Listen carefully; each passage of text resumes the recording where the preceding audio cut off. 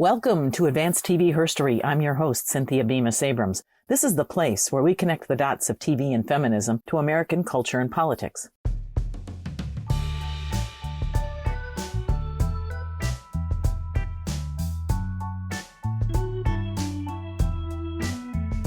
Hey, TV Herstoryans.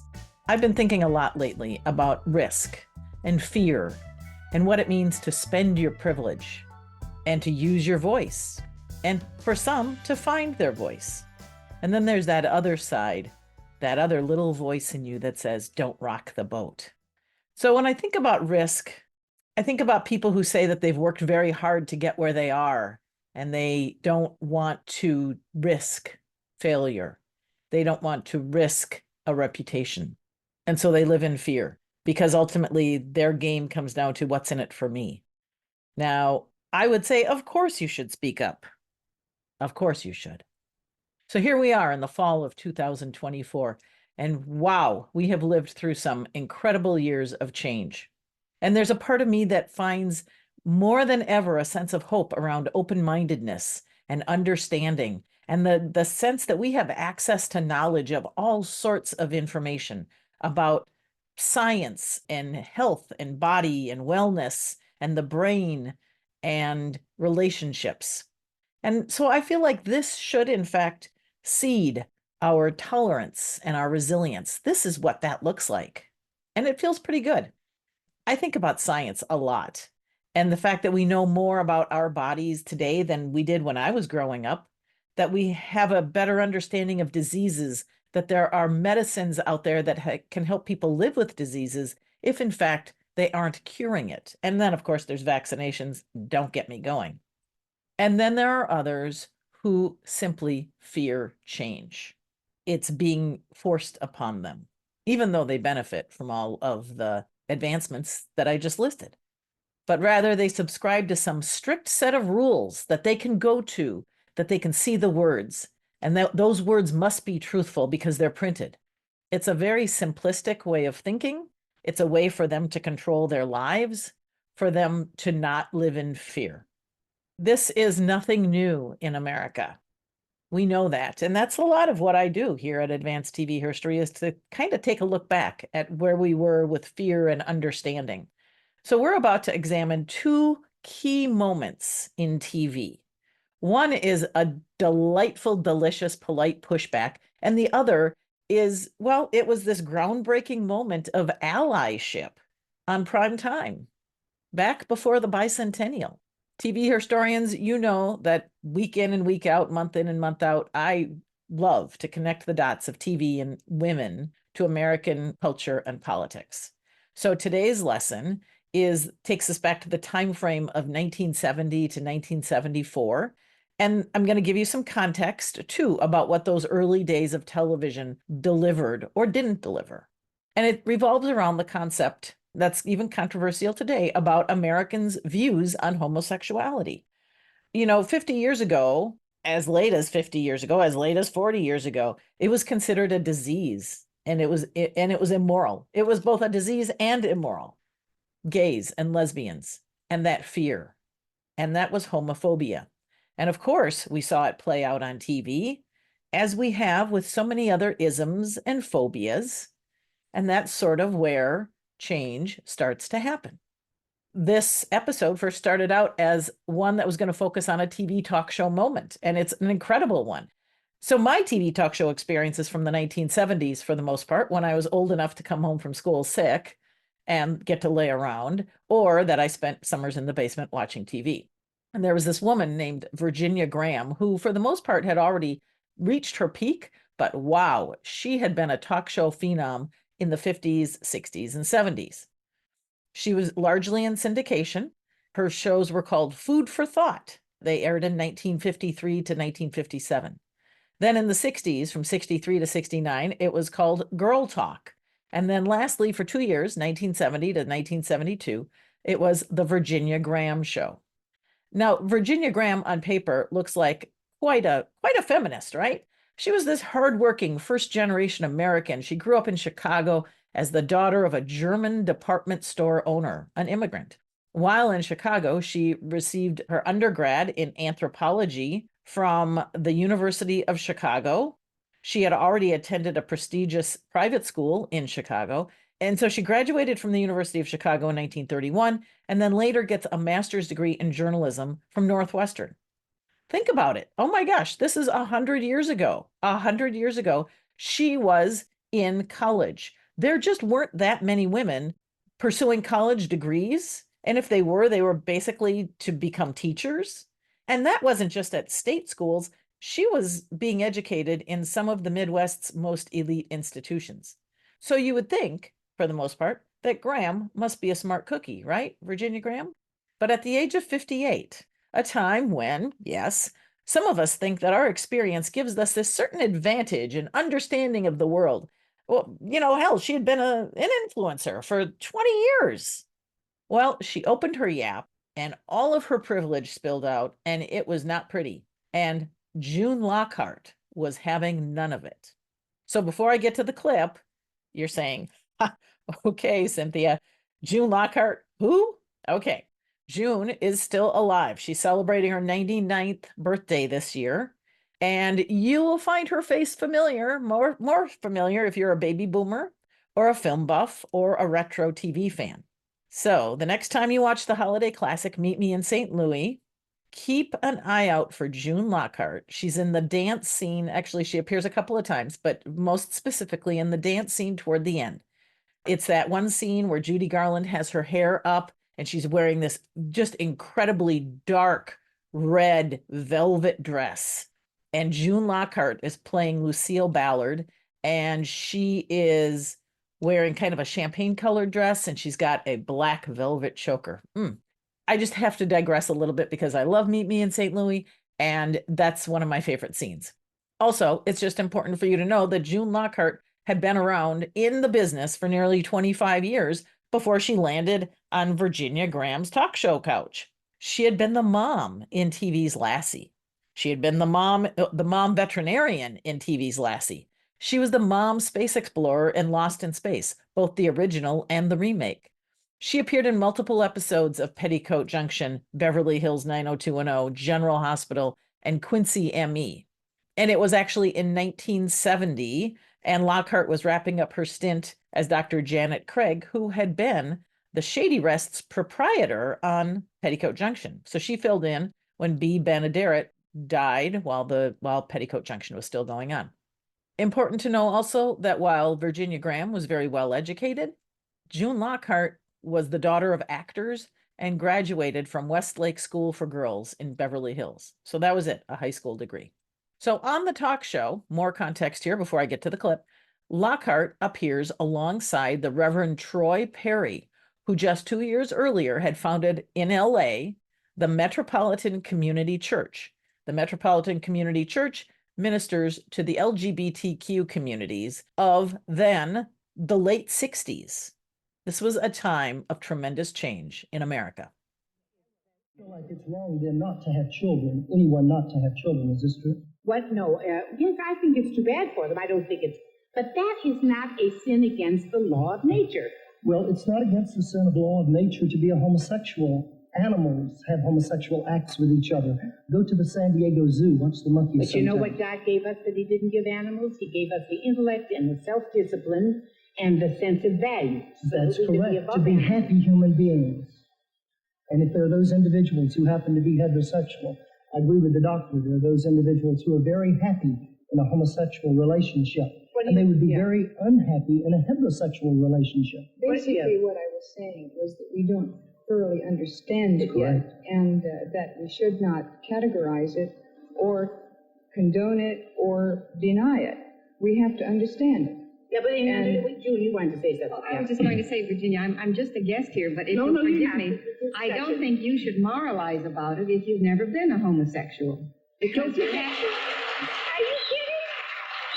You don't think I should moralize about taking dope or moralize about shooting and killing? No, we're not talking about dope and killing. We're talking about homosexuality. I think we're killing a civilization. It has nothing to do with the other two things. Don't get off your subject. We must say this, though. You have to remember homosexuality throughout history has never risen above from 4 to 10%, probably. We have information. We have statistics that will bear this out. Won't a church like yours make it rise more? No. We're only helping those who are already homosexual. We're not trying to convert people to homosexuality. That's not our reason at all. Our reason is to give a place of worship where homosexuals who feel like they have been denied the right of the church can come and seek God without any But problem. now wait, do you think it's a condition that should be cured? No, I don't. Well, why? With I compassion. believe there are some cases, certainly. I believe that there are cases, Doctor, where there are individuals who are certainly neurotic and who have been conditioned to be neurotic by the society, who cannot come to terms with the homosexual and who doesn't understand his problems. And in society, we have him as being sick, criminal, or the other thing of being sinful. Now, may I explain something? Because you make me sound hard and calloused, and I'm not. I have many homosexual friends, and I have found them to be talented and brilliant and charming. But we've never discussed it any more than they've asked my personal habits. Yes. Your friends that are homosexuals, what do you feel about them? I adore them and never discuss it. I've had one friend for 7 years whom I was told, is that way. And any more than I would ask, I love the language. No, but any more than I would expect anybody to ask me what Harry and I do in our private life. Virginia, I've heard you talk about what you and Harry do. No, what you don't do. This clip was originally captured by Randy Wicker, who in 1970 had a reel-to-reel video recorder that I can't even fathom. Oh my gosh, what a treasure. It was transferred to digital and uploaded to YouTube by the renowned author and scholar Steven Capsuto. The link to the YouTube clip is in the show notes. So, June Lockhart stood up to a bully. How great is that? She used her indoor voice, she didn't call anyone names, and she stuck to her points. I don't think she was expecting the conversation was going to go in that direction, but maybe she was sitting on the couch next to the good Reverend, knowing she might need to come to his aid. And some would also say, looking at it from the outside, that she put her career at risk. And yet June Lockhart, at that point, a Hollywood veteran of 25 years, had to have seen a lot of homophobia in her time. She had to have experienced malice and thoughtlessness and derogatory language used against men and women that she worked with in the business. I am grateful to Wicker and Capsuto for all their work in bringing this to people via YouTube, but they've also done a lot of work through the years documenting these key moments in TV herstory and history. Preparing this episode, I finally picked up his important work, Alternate Channels, a book Capsuto first published in 2000 and updated in 2020.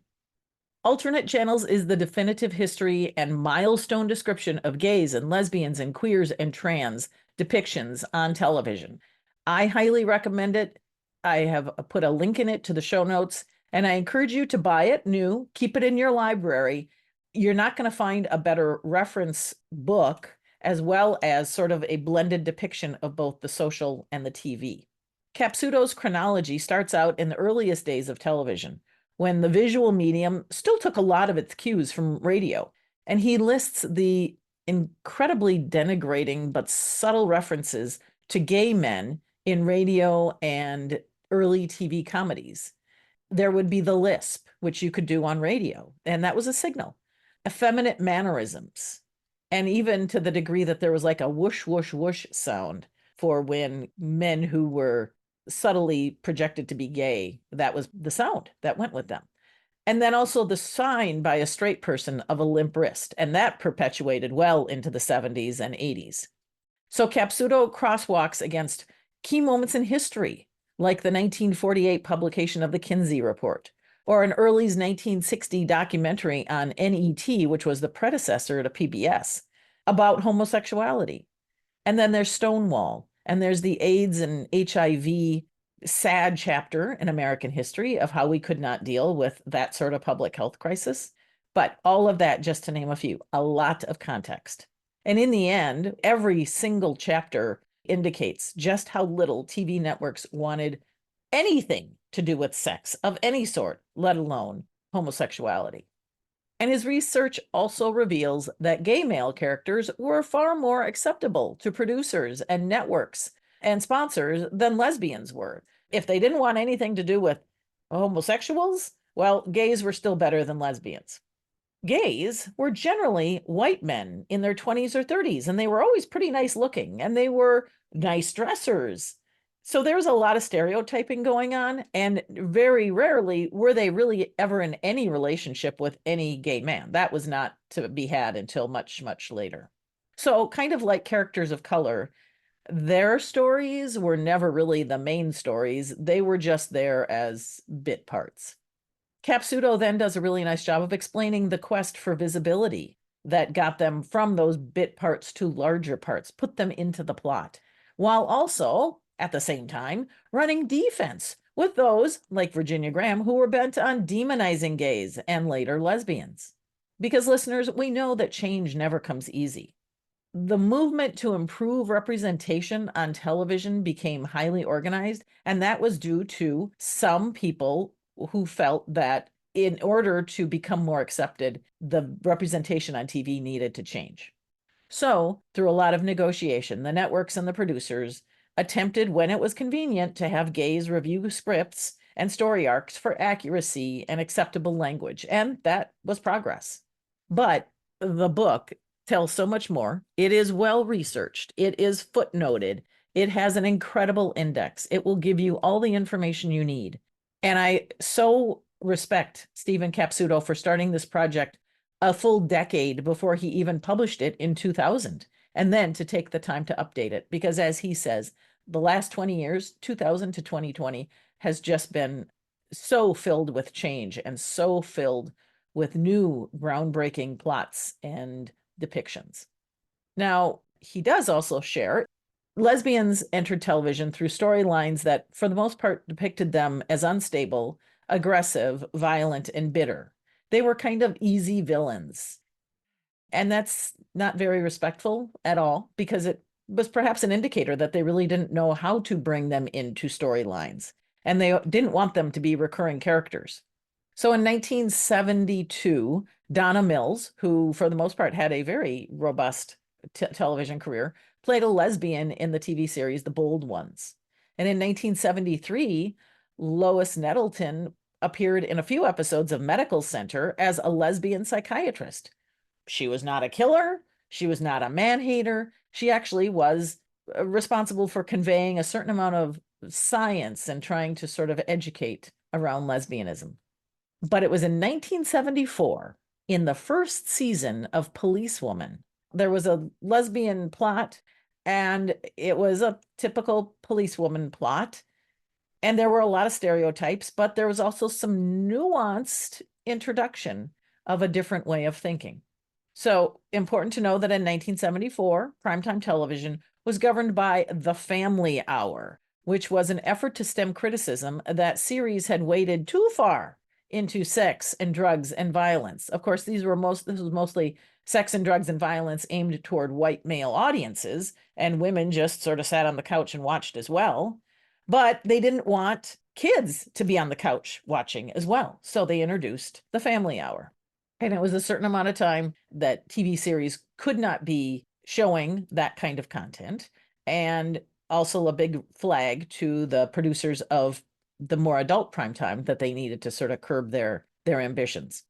The reason why we don't talk about the Family Hour is in 1976, it was ruled in a court that it was violating the First Amendment, and TV needed to do a better job of regulating adult-themed content.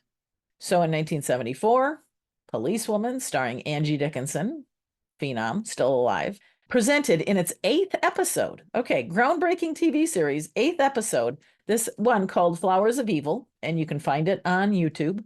And they really took advantage of a lesbian plot to also distinguish Policewoman from other male-led cop shows. But here's the plot. There are 3 lesbians. Mame presents much more butch than the other 2. And then there are Gladys and Janet, whose hair and makeup and apparel really sort of presents them as straight. And all 3 of them run a home for aged women. Some of them are bedridden and others can get around some. Lo and behold, one of their residents is found murdered. So Sergeant Pepper Anderson goes undercover as a nurse, and the police suspect that there's foul play because it's also discovered that the dead lady's bank account has been drained. Pepper gets the evidence she needs, and the three who demonstrate very little affection for each other. I mean, you get most of the way through the episode and you're having a hard time seeing that this was a very, very nuanced way of depicting these women as lesbians, not just as three women who work together. It was really subtle. So they are charged with murder and theft, and the police try to get any of them to confess, to turn on the other. They really want to find out which of the three actually did the murder. And Pepper works the one who she thinks is the least strident, the least defensive of the three, Janet. So once Pepper, in her wiles, gets Janet to affirm that it was in fact Gladys who killed the lady, Pepper connects with her in a way that only could be done on this groundbreaking series. And I am left to wondering whether or not there were three male writers. Did three male writers write this scene, or did Angie Dickinson change it, or was there some woman writer on the bench who was called in to help write this scene? She must be very special. How long has it been? 10, 12 years? You have nothing to hide from me. I knew it the minute I saw you two together. And I don't condemn you. Not at all.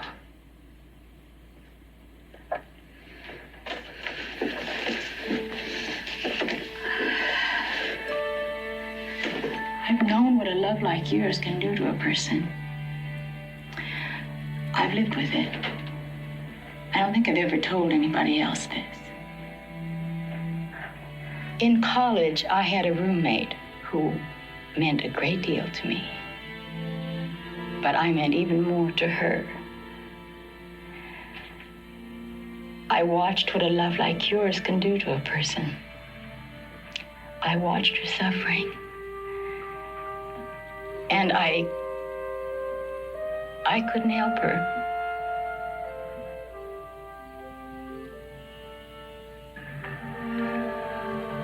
I guess what I'm trying to tell you is don't protect Gladys, don't destroy yourself, okay?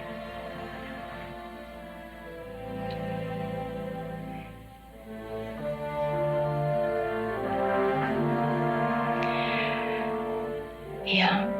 It was Gladys who registered at the motel. It was Gladys who killed Kathleen.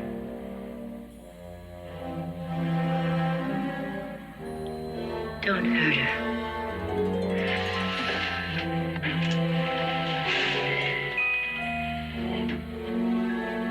Don't hurt her. Just don't hurt her, please. She's all I've ever had.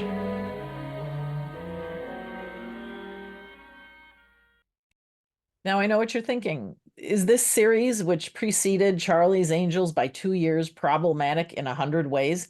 Yes, it is. But change has to start somewhere. This was only 4 years after Virginia Graham had her own talk show and was espousing a lot of very backwards, fear-inducing disinformation. Remember, Law and Order SVU stands on the shoulder of Cagney and Lacey, which aired in the 80s. And Cagney and Lacey was a product of many people's dissatisfaction with Charlie's Angels, which aired in the 70s. Now, it's also important to note that a later Policewoman episode actually loops into that college roommate that Pepper mentions in the story. And so what we come to realize is that Sergeant Pepper Anderson may have been the first ally on TV. Now, I and many others have criticized Policewoman because invariably, more often than not, a man saves Pepper from danger. And on occasion, Pepper Anderson is running through alleys wearing glittery evening gowns, carrying her purse and her gun. And it just seems wildly unrealistic. But these were the inventions of men, largely controlled by men. And I should do more to investigate just what Angie Dickinson was thinking and what she wants us to know about her time making Policewoman.